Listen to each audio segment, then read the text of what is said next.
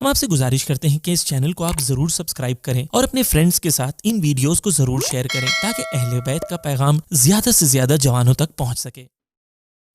بسم اللہ الرحمن الرحیم۔ طلوع عشق۔ غلط اہداف اور شیطانی راہ۔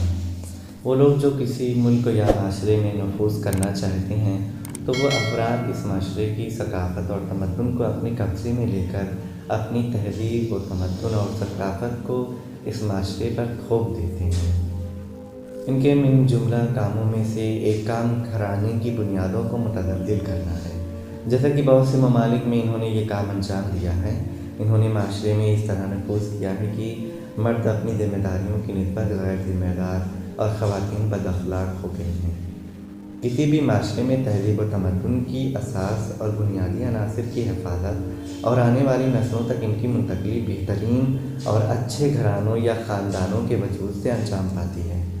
اگر ایسے گھر یا خاندان کا وجود نہ ہو تو تمام چیزیں تباہ ہو جائیں گی۔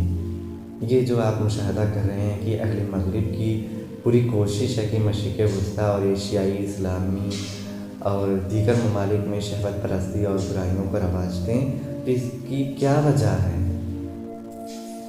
اس کے جملہ اسباب میں سے ایک سبب یہ ہے کہ ان کی خواہش ہے کہ اپنے اس کام سے وہاں کے خاندانی نظام زندگی کو تباہ و برباد کر دیں تاکہ ان معاشروں کی تہذیب و تمدن اور کلچر کی بنیادیں کمزور ہو جائیں اور انہیں ان اقوام پر سوار ہونے کا پورا موقع مل جائے۔ کیونکہ جب تک کسی قوم کی تہذیب و تمدن اور ثقافت کی بنیادیں کمزور نہ ہوں تو کوئی بھی اس پر قبضہ نہیں کر سکتا اور نہ ہی اس کے منہ میں لگام دے کر اسے اپنی مرضی کے مطابق چلا سکتا ہے۔ وہ چیز جو اقوام عالم کو لاحق خطرات کے مقابل میں بے دفاع اور اغیار کے ہاتھوں میں انہیں اسیر بناتی ہے، وہ ان کا اپنے قومی تشخص، تاریخی اور ثقافتی ورثے سے بے خبر ہونا ہے۔ اس کام کے ذریعے سے کسی بھی معاشرے میں خاندانی نظام زندگی کی بنیادوں کو بآسانی کمزور بنایا جا سکتا ہے۔ اسلام خاندان اور ان کی بنیادوں کی حفاظت کرنا چاہتا ہے، اسی لیے اسلام میں ان بلند ترین اہداف تک پہنچنے کے لیے اہم ترین کاموں میں سے ایک کام خاندان و گھرانے کی تشکیل اور اس کی حفاظت کرنا ہے۔ خاندان کے بارے میں صرف ایک جملہ۔ میں نے اقوام متحدہ کی جنرل اسمبلی کے اجلاس میں تقریباً 1 گھنٹے سے زیادہ گفتگو کی اور ساتھ ہی خاندان اور خاندانی نظام زندگی کے بارے میں بھی روشنی ڈالی۔ بعد میں مجھے اطلاع دی گئی کہ امریکہ ٹی وی چینلوں نے ہماری یعنی مسلمانوں خصوصاً ایرانیوں کی گفتگو کو سینسر اور انہیں مسخ کرنے میں اپنی تمام تر سنجیدگی کے باوجود میری گفتگو کو معتبر اور مستند قرار دیتے ہوئے کئی بار اسے نشر کیا اور ساتھ تجزیہ اور تحلیل بھی پیش کیا، اور وہ بھی خاندانی نظام زندگی کے بارے میں صرف ایک جملے کی وجہ سے، کیونکہ خاندانی مسائل اور گھر و گھرانے سے متعلق گفتگو اہل مغرب کے لیے آج ایک پیغام ہے، بالکل ایک ٹھنڈے اور گوارا پانی کی مانند کہ جس کی کمی کا وہ خود بھی احساس کر رہے ہیں۔ مغرب میں کتنی ہی ایسی خواتین ہیں کہ جو آخر عمروں تک تنہا زندگی گزارتی ہیں، اور کتنی ہی ایسے مرد ہیں کہ جو زندگی کی آخری سانسوں تک گھرانے کی چھاؤں سے محروم رہتے ہیں اور اپنی شریک حیات کے عدم وجود کی تاریکی میں کی زندگی کو خدا حافظ کہہ دیتے ہیں۔ ان کی زندگی غریب، اجنبی اور انس و الفت کی ٹھنڈی چھاؤں سے محروم ہے۔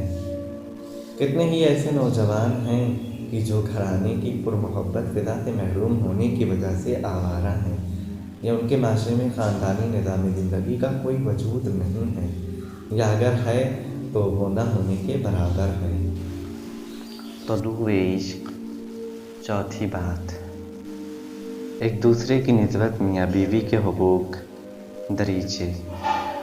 نکاح کے بول پڑھنے اور رشتے ازدواج کے عہد و پیمان کو قبول کرنے سے کل کے لڑکے لڑکی آج کے میاں بیوی اور ایک دوسرے کے شریک حیات بن جاتے ہیں۔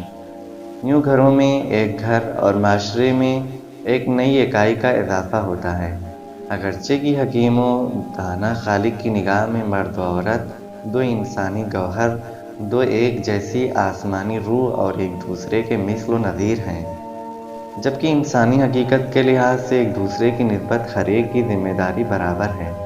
لیکن حکمت خدا نے ان آسمانی گوہروں کو ایک دوسرے سے مختلف اور ممتاز پیکروں، البتہ ایک دوسرے کی ضرورت مند ہونے کے احساس کے ساتھ دو زمینی گوہروں میں سمایا ہے۔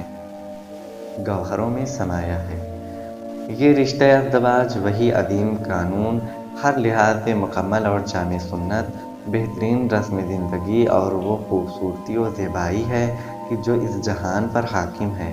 اسی طرح زوجیت کا یہ مقدس رشتہ اس عالم ہستی کے معمار کے جمال کی پرعظمت نشانیوں میں سے ایک نشانی ہے۔ شادی ایک گھرانے یا خاندان کی ذمہ داری لینے کے لیے زندگی کے دو ستونوں کا ملاپ اور زندگی کے ترازو کے توازن کے لیے زندگی کے ان دو پلوں کی نزدیکی، اس نئی اکائی گھرانے کی تشکیل کے لیے میاں بیوی میں سے ہر ایک کے مکمل کردار کی شناخت میں ان کے جسم و جان اور روح کی صفات و تخلیق، حکمت الہی اور اس جہان مادی کے طبیعی و فطری فرق کے بنیادی کردار ادا کرتے ہیں۔ سچ بتائیے کہ گھر بسانے میں میاں بیوی کا کیا کردار ہے؟ کس کی ذمہ داری دوسرے سے زیادہ اہم ہے؟ کیا ان دونوں میں سے کسی ایک کی جگہ کو دوسرے سے تبدیل کیا جا سکتا ہے؟ ایک دوسرے کی نسبت ان کے آپس میں کیا حقوق ہیں؟ زندگی کی نعمتوں اور اس کے مقابل ان کے حقوق میں ہر ایک کا حصہ کس نسبت سے ہے؟ اور بالآخر گھر میں بیوی کی حکومت یا جور کے غلام کی فضا بہتر ہے، یا گھر پر شوہر کے تسلط و برتری اور نوکر بیوی کا ماحول، یا دونوں میں سے کوئی بھی نہیں؟ یہ وہ سوالات ہیں کہ جن کے ماہرانہ اور استادانہ جواب کے علاوہ کوئی اور چیز نوجوان دلہا دلہن کے پریشان ذہنوں کو مطمئن نہیں کر سکتی۔ زندگی کے اس نئے راستے پر قدم رکھنے پر ان دو ہمسفروں کی چشم امید استاد کے راہ گشا کلمات سے کھلنے والے نئے افق اور دریچوں پر لگی ہوئی ہے کہ جو راستے سے بھی واقف و آگاہ اور محرم دل بھی ایک دوسرے کے مددگار اور دوستوں کی مانند۔ ہم نے مشاہدہ کیا ہے کہ کبھی کبھی مرد بیوی کو دوسرے نمبر کا درجہ دیتا ہے، لیکن در حقیقت دوسرے درجے کے انسان کا کوئی تصور موجود نہیں ہے۔ دونوں ایک دوسرے کے مثل و نظیر اور امور زندگی میں برابر حقوق کے مالک ہیں، مگر وہ مقامات کہ جہاں خداوند متعال نے انسانی مصلحت کی بنا پر مرد و عورت میں فرق رکھا ہے، اور یہ فرق مرد کا نفع یا عورت کا نقصان نہیں ہے، لہذا میاں بیوی کو چاہیے کہ گھر میں دو شریک اور ایک دوسرے کے مددگار اور دوستوں کی مانند زندگی گزاریں۔ مرد گھر کا نگران و کفیل ہے اور عورت پھول۔ اسلام نے مرد کو قوام، گھر کا نگران اور کفیل، اور عورت کو ریحان۔ سورہ نساء آیت نمبر 34۔ الرجال قوامون علی النساء، مرد و عورتوں کے حاکم و نگران ہے۔ ترجمہ علامہ ذیشان حیدر جوادی۔ 2. امیر المومنین علیہ السلام کی مشہور حدیث کی طرف اشارہ ہے۔ المرأۃ ریحانہ ولیست بکہر مانت، عورت پھول ہے نہ کہ کوئی پہلوان۔ بحار الانوار جلد 100 صفحہ 253۔ عورت کو ریحان پھول قرار دیا ہے، نہ یہ مرد کی شان میں گستاخی ہے اور نہ عورت سے بے ادبی، نہ یہ مرد کے حقوق کو کم کرنا ہے اور نہ عورت کے حقوق کی پامالی ہے، بلکہ یہ ان کی فطرت و طبیعت کو صحیح زاویے سے دیکھنا ہے۔ امور زندگی کے ترازو میں یہ دونوں پلے برابر ہیں، یعنی جب ایک پلے میں عورت کی شکل میں صنف نازک، لطیف و زیبا احساس اور زندگی کے ماحول میں آرام و سکون اور معنوی زینت و آسائش کے عامل کو رکھتے ہیں، اور دوسرے پلے میں گھر کے مدیر، محنت و مشقت کرنے والے بازو اور بیوی کے تکیہ گاہ اور قابل اعتماد ہستی کو شوہر کی شکل میں رکھتے ہیں، تو یہ دونوں پلے برابر ہو جاتے ہیں، نہ یہ اس سے اونچا ہوتا ہے اور نہ وہ اس سے نیچے۔ مشترکہ زندگی میں مرد و عورت کے کردار کی تبدیلی خطرناک ہے۔ بہت سے غلط طور طریقے اور رسوم و آداب کو جو خواتین سے مخصوص نہیں ہیں بلکہ مرد بھی کبھی کبھی انہیں کو اپناتے ہیں، ہم سے یہ کہتے ہیں کہ جناب آئیے اور زندگی کے اس ترازو کی چیزوں میاں اور بیوی کے کردار کو ایک دوسرے سے تبدیل کر دیتے ہیں۔ اگر ہم یہ کام انجام دیں تو کیا ہوگا؟ آپ کا یہ عمل خطائے محض اور گلستان حیات کی زیبائی اور خوبصورتی کو خراب کرنے کے علاوہ کچھ اور نہیں ہوگا۔ آپ میاں بیوی کے اپنے اپنے مقام پر رہنے سے حاصل ہونے والے فوائد کا راستہ روک کر گھر کے تصوراتی ماحول سے بے اعتنائی برت رہے ہیں۔ اس کے ساتھ ساتھ آپ میاں بیوی کو ایک دوسرے کی نسبت شک و تردید اور دو دلی میں مبتلا کر رہے ہیں، اور یوں آپ اس محبت اور عشق کو جو اس مشترکہ زندگی کا اصل سرمایہ ہے کھو بیٹھیں گے۔ کبھی ایسا بھی ہوتا ہے کہ مرد گھر میں عورت کی مانند کام کرتا ہے، یہاں عورت حاکم مطلق ہوتی ہے اور مرد کو دستور دیتی ہے کہ فلاں کام انجام دو اور فلاں کام کرو۔